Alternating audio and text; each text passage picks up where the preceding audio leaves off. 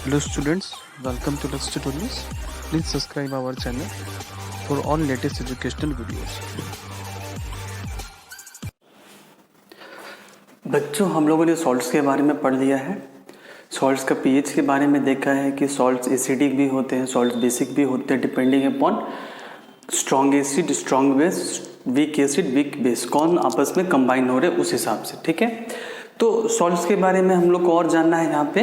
तो जो common salt होता है ना, कॉमन सॉल्ट जो हम लोग घर में यूज़ करते हैं खाने के लिए, NaCl।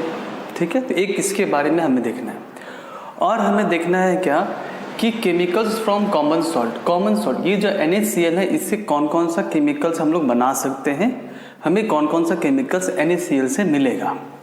तो 1, 2, 3, 4, 5 की 5 केमिकल्स आपको पढ़ना है। Sodium hydroxide, washing soda, baking soda, bleaching powder, plaster of Paris, ये 5 केमिकल्स आपको पढ़ना है। इन पांचों का क्या बोलते हैं, कैसे फॉर्मेशन होता है, केमिकल रिएक्शन होगा वो याद करना पड़ेगा। और अब लिख लीजिए कि एग्जाम में इन पांचों से एक क्वेश्चन आना एकदम श्योर शॉर्ट है, कंफर्म है, आएगा ही आएगा। ठीक है, एक क्वेश्चन इन पांचों में से आएगा ही आएगा, एकदम श्योर शॉर्ट है। तो इन पांचों को अच्छे से देखना है, समझना है। वीडियो में मैं आपको बताऊंगा कि कैसे लर्न करना भी पड़ेगा आपको पूरा, मतलब हर एक का वॉशिंग सोडा का प्रिपरेशन कैसे होता है, बेकिंग सोडा का प्रिपरेशन कैसे होता है, सब आपको याद रखना पड़ेगा। ठीक है, तो धीरे धीरे हम लोग आगे बढ़ते हैं। सबसे पहले हम लोग कॉमन सॉल्ट देखेंगे, फिर सोडियम हाइड्रोक्साइड, फिर वॉशिंग सोडा, फिर आगे हम लोग बढ़ेंगे। ठीक है, तो शुरू करते हैं अपने लोग कॉमन सॉल्ट से। तो ये कॉमन सॉल्ट का प्रिपरेशन है, sodium hydroxide plus hydrochloric acid to give sodium chloride plus water, मतलब base plus acid to give salt and water. ये बहुत कॉमन एग्जाम्पल है जो हम देखे हैं। अच्छा, ये जो है ये मतलब लेबोरेटरी में प्रिपरेशन इस तरीके से हम लोग कॉमन सॉल्ट को कर सकते हैं लेबोरेटरी में। ठीक है, अगर कम क्वांटिटी में चाहिए, लेकिन अपने लोग जो खाने के लिए सोडियम क्लोराइड या फिर जो सॉल्ट का यूज़ करते हैं वो तो काफ़ी लार्ज क्वांटिटी में प्रोडक्शन होता है। तो वो कैसे होता है, वो ओशियंस में, सी में जो वाटर डिजॉल्व होता है, तो ओशियन वाटर को इवापोरेट करते हैं। इवापोरेट करने से वाटर जो है, इवापोरेशन के टेक्निक से वाटर जो है इवापोरेट हो जाएगा और आपका नीचे क्या बच जाता है, सॉल्ट, है ना। तो जो लार्ज क्वांटिटी में सॉल्ट का प्रोडक्शन होता है वो ओशियन के थ्रू होता है, ओशियन वाटर से होता है, लेकिन लैब में हम लोग इस तरीके से प्रोडक्शन कर सकते हैं। ठीक है, तो ये प्रिपरेशन था आपका किसका, सोडियम क्लोराइड का, जिसको हम लोग कॉमन सॉल्ट या फिर जो हम लोग कॉमन इसलिए बोला गया है कि खाने के लिए यूज़ करते हैं। और हर एक सॉल्ट को नहीं खा सकते, हर एक सॉल्ट ईटेबल नहीं है, सिर्फ यही सॉल्ट है सोडियम क्लोराइड जो ईटेबल है। समझ में आया ना। ठीक है, ये नहीं कि सब सॉल्ट को खाए जा रहे, वैसा नहीं है ना। तो इसको नोट डाउन कर लीजिए। फिर इसके बाद हम लोग इससे, अब इस सॉल्ट से जो जो केमिकल बन सकता है उसके बारे में हम लोग देखेंगे। नेक्स्ट केमिकल जो सोडियम क्लोराइड से ऑब्टेन होता है, सोडियम क्लोराइड से बनता है, तो जो पहला केमिकल है वो अपने को पढ़ना है, कौन सा, सोडियम हाइड्रोक्साइड, जिसका कॉमन नेम है कास्टिक सोडा। सबका कॉमन नेम भी याद रखना है, ठीक है, बिल्कुल नहीं भूलना है। तो caustic soda means sodium hydroxide. तो वो कैसे प्रिपेयर होता है, तो भाई sodium chloride react with water, mix कर देंगे वाटर में, रिएक्ट नहीं मतलब मिक्स कर देंगे वाटर में, और जब हम इलेक्ट्रिसिटी पास कराएंगे तो वो सोडियम हाइड्रोक्साइड क्लोरीन और हाइड्रोजन गैस में, हाइड्रोजन गैस प्रोड्यूस होगा, तीनों प्रोड्यूस होगा। तो यहाँ पे हमको सोडियम हाइड्रोक्साइड मिल जाएगा। तो याद रखिए, केमिकल रिएक्शन जरूर याद रखिएगा, क्योंकि अगर एग्जाम में आएगा तो आप लिखोगे कैसे, है ना। मान लीजिए एग्जाम में पूछा जाता है कि राइट डाउन द प्रोसेस या फिर write down the steps for the preparation of sodium hydroxide, तो सबसे पहले आप स्टेटमेंट में लिखिएगा, लैंग्वेज में लिखिएगा। ठीक है, कैसे लिखिएगा कि when concentrated solution of sodium chloride, when electricity is pass through the solution of sodium chloride, then it will form sodium hydroxide, chlorine and hydrogen gas. ठीक है, उसके बाद आप यहाँ पे नीचे रिएक्शन लिखिएगा। तो इस तरीके से आपको लिखना है। तो जरूरी क्या है, रिएक्शन याद रखना। अगर रिएक्शन याद है तो आप स्टेटमेंट भी खुद से बना करके लिख सकते हैं। क्लियर है, ठीक है। तो ये हो गया आपका रिएक्शन।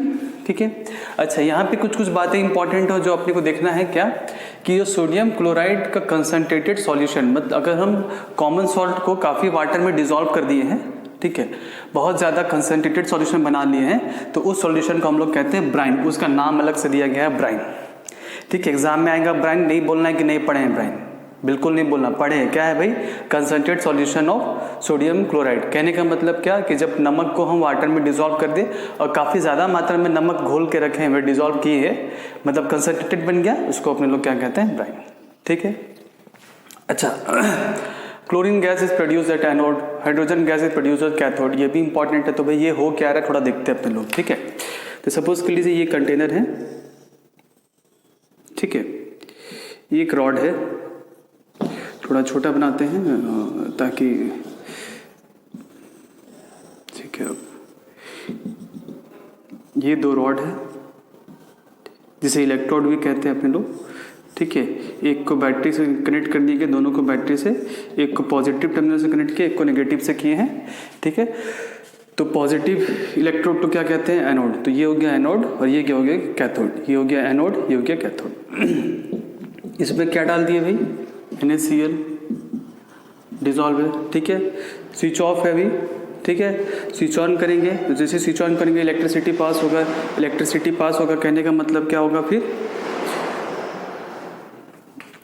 इलेक्ट्रिसिटी पास होगा तो इसका मतलब नया सब्सटेंस फॉर्म होगा। कौन सा? सोडियम हाइड्रोक्साइड, क्लोरीन और हाइड्रोजन गैस। तो क्लोरीन कहाँ होगा और हाइड्रोजन गैस कहाँ होगा उसके बारे में यहाँ बताया गया है। ठीक है, क्लोरीन का चार्ज क्या होता है? नेगेटिव। क्लोरीन का चार्ज क्या होता है? नेगेटिव। तो नेगेटिव चार्ज किससे अट्रैक्ट होगा भाई? पॉजिटिव से। तो पॉजिटिव इलेक्ट्रोड कौन सा है भाई? ये वाला पॉजिटिव इलेक्ट्रोड है ना भाई? एनोड है ना, पॉजिटिव। तो क्योंकि क्लोरीन गैस नेगेटिव होता है, नेगेटिव चार्ज का होता है, Cl माइनस चार्ज होता है, इसीलिए ये क्लोरीन गैस जो है हमको एनोड के पास मिलेगा। एनोड मतलब किसके पास? Positive electrode. क्यों? क्योंकि क्लोरीन नेगेटिव, ये इलेक्ट्रोड पॉजिटिव, पॉजिटिव नेगेटिव में अट्रैक्शन होगा तो नेगेटिव वाला पॉजिटिव के पास मिलेगा। वैसे ही हाइड्रोजन का साइन क्या होता है? आयन कैसा बनता है? प्लस। तो H प्लस, तो H प्लस किसके पास जाएगा? नेगेटिव के पास जाएगा। तो यहाँ पे हमको हाइड्रोजन गैस मिलेगा, बबल्स के फॉर्म में निकलता हुआ मिलेगा,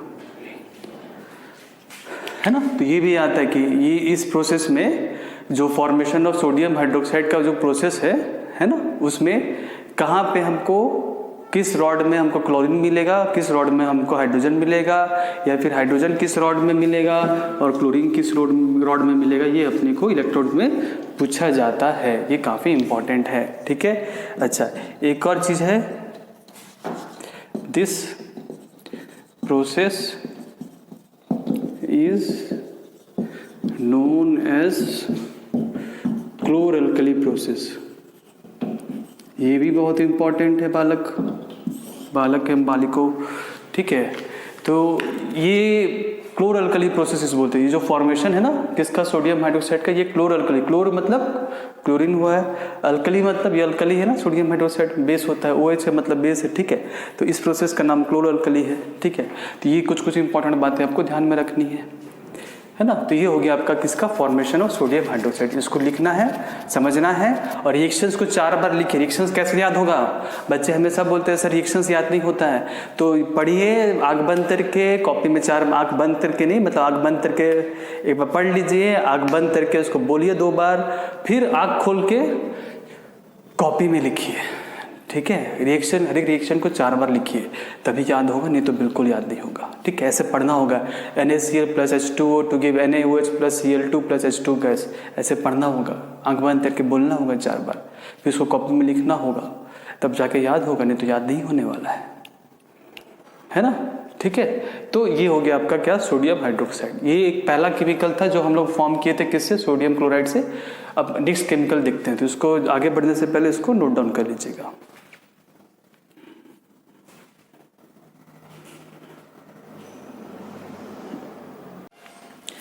नेक्स्ट जो केमिकल है जो सोडियम क्लोराइड से ऑब्टेन होता है वो है आपका बेकिंग सोडा। ठीक है, जनरल नेम है बेकिंग सोडा, लेकिन केमिकल नेम हो गया क्या? Sodium hydrogen carbonate. सभी याद रखना है, कॉमन नेम भी याद रखना है और आपको केमिकल नेम भी याद रखना है। ठीक है, दोनों याद रखना है। इसका फॉर्मेशन कैसे होता है भाई?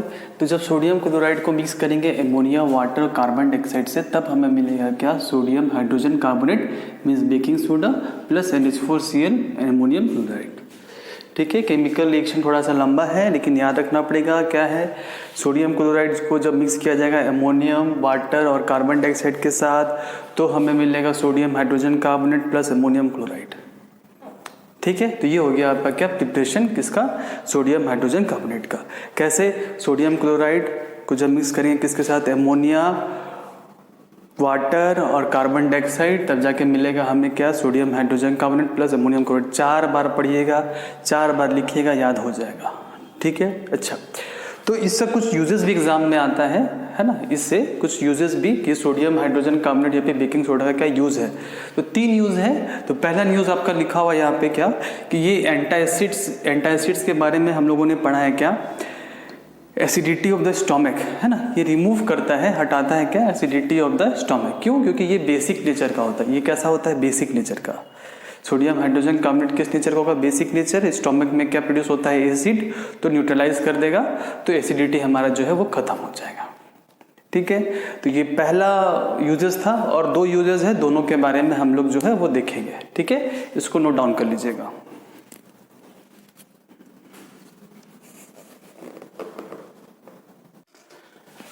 अब अपने लोग आते हैं इसके सेकेंड यूज में। ठीक है, इसका सेकेंड यूज का, फर्स्ट यूज क्या था कि एंटासिड्स के रूप में यूज करते हैं ताकि स्टोमक का जो एसिडिटी है वो रिमूव हो जाए।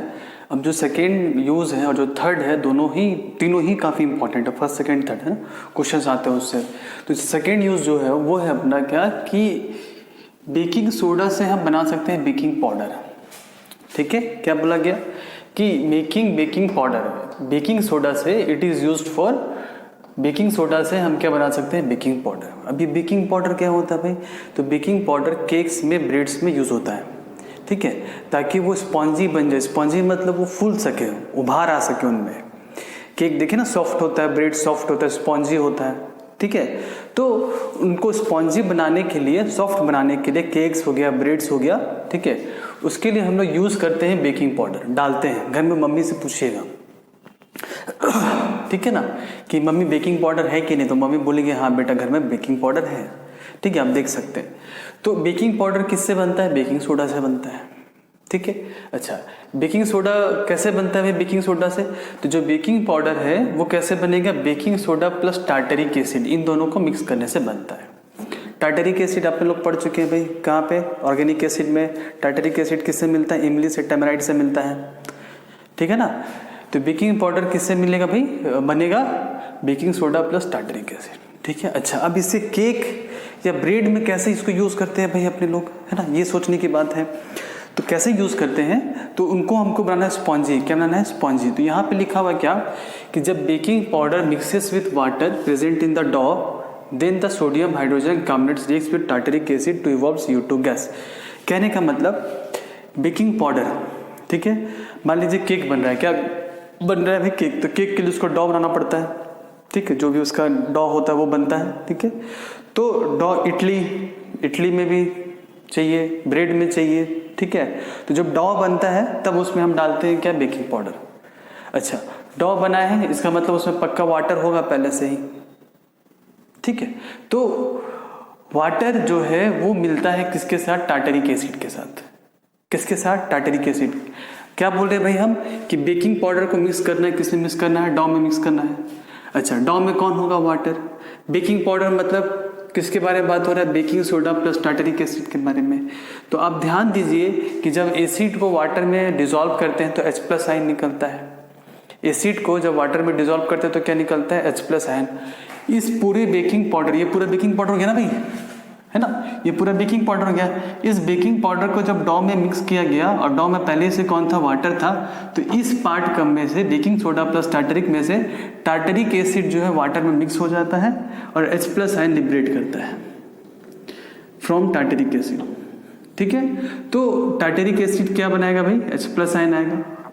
टार्टरिक एसिड वाटर से मिलकर H+ आयन बनाया, बचा कौन, बेकिंग सोडा। बेकिंग सोडा यहाँ पे लिखा हुआ है NaCO3।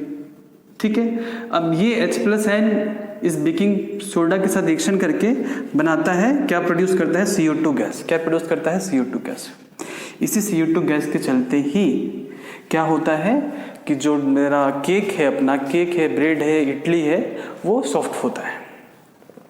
कैसे सॉफ्ट होता है, मान लीजिए ये डो है, ठीक है, ये डॉ है, ठीक है, इसमें बेकिंग पाउडर मिला दिया गया है, ठीक है। अच्छा, रिएक्शन हुआ, रिएक्शन होने से क्या बनेगा, कौन सा गैस निकलेगा, कार्बन डाइऑक्साइड गैस। तो इस पूरे सॉल्यूशन में से, पूरे डॉ के सॉल्यूशन में से क्या निकल रहा है भाई, कार्बन डाइऑक्साइड गैस। तो कार्बन डाइऑक्साइड गैस डॉ को भी उठाते जाता है, ऐसे उठाएगा, वो कार्बन डाइऑक्साइड गैस भी बाहर निकल रहा है, तो वो बाहर निकलेगा तो साथ साथ अपने आसपास में जो डॉ होगा उसको भी उठाएगा, तो उठाएगा तो मेरा डॉ जो है वो स्पॉन्जी हो जाता है, उसमें होल्स दिखते हैं ना, होल्स, पोर्स होते हैं डॉ में, ब्रेड में पोर्स होते हैं, है ना, समझ में आया ना, सॉफ्ट हो जाता है, ठीक है। तो ये कार्बन डाइऑक्साइड गैस की वजह से होता है। ये कार्बन डाइऑक्साइड गैस कहाँ से आता है कि जब बेकिंग सोडा और H+ आयन जो कहाँ से आया, टार्टेरिक एसिड से आया। टार्टेरिक एसिड से कैसे आया, क्योंकि ये टार्टेरिक एसिड किससे मिक्स हुआ, वाटर, और कोई भी एसिड वाटर से मिक्स होता है तो कौन सा आयन विब्रेट करता है भाई, H+ आयन, तो कौन सा गैस निकलता है भाई, CO2 गैस निकलता है। और ये CO2 ही उभार लाता है, उठाता है, किसको उठाता है, डॉ को उठाता है ना, उसका साइज को बड़ा करता है। क्लियर हो ना, बात समझ में आई ना, ठीक है। तो ये बहुत इंपॉर्टेंट है, ठीक है, इसको नोट डाउन कर लीजिएगा। फिर ये CO2 गैस के बारे में जो है वो क्या होगा वो हम बताएंगे। अच्छा, एक और चीज, मार्केट में दो चीज मिलते हैं, एक तो बेकिंग सोडा, बेकिंग पाउडर, दो चीजें मिलती हैं। बेकिंग सोडा मिलता है और क्या मिलता है, बेकिंग पाउडर। तो हम लोग बनाने के लिए बेकिंग पाउडर यूज करते हैं, बेकिंग सोडा यूज नहीं करते हैं। क्यों, क्योंकि बेकिंग सोडा से थोड़ा सा बीटर टेस्ट आ जाएगा, बीटर, क्योंकि ये किस नेचर का होता है, ये बेसिक नेचर का होता है। NaHCO3 किस नेचर का होता है भाई, बेसिक नेचर का होता है, ठीक है। तो बेसिक है, मतलब बेसिक का टेस्ट कैसा होता है, बेस का खारा, बिटर टेस्ट होता है। तो अगर बेकिंग सोडा हम डालते हैं किसी भी चीज में, सिर्फ बेकिंग सोडा डालेंगे, ठीक है, तो भी CO2 गैस प्रोड्यूस होगा, लेकिन हमारा जो फूड आइटम है वो थोड़ा सा बिटर हो जाएगा। इसलिए हम लोग क्या यूज कर सकते हैं, बेकिंग पाउडर यूज करते हैं, क्योंकि उसमें कौन मिक्स होता है, टार्टेरिक एसिड मिक्स होता है, उससे बिटर टेस्ट नहीं आता है। ठीक है ना, बात समझ में आई ना, क्लियर है, ठीक है। क्योंकि ये हो गया बेस नेचर का और ये हो गया एसिडिक नेचर का, तो ये बीटर हो गया, ये सावर हो गया, न्यूट्रलाइज हो गया, दोनों एक तरीके से हम लोग बोल सकते हैं, है ना, कि टार्टेरिक एसिड जो है इसका बीटर टेस्ट को न्यूट्रलाइज कर देता है, ठीक है। तो इसको नोट डाउन कर लीजिए। फिर CO2 गैस कैसे साइज को इंक्रीज करता है या फिर कैसे सॉफ्ट बनाता है वो हम लोग लिखेंगे, ठीक है, इसको नोट डाउन कर लीजिएगा।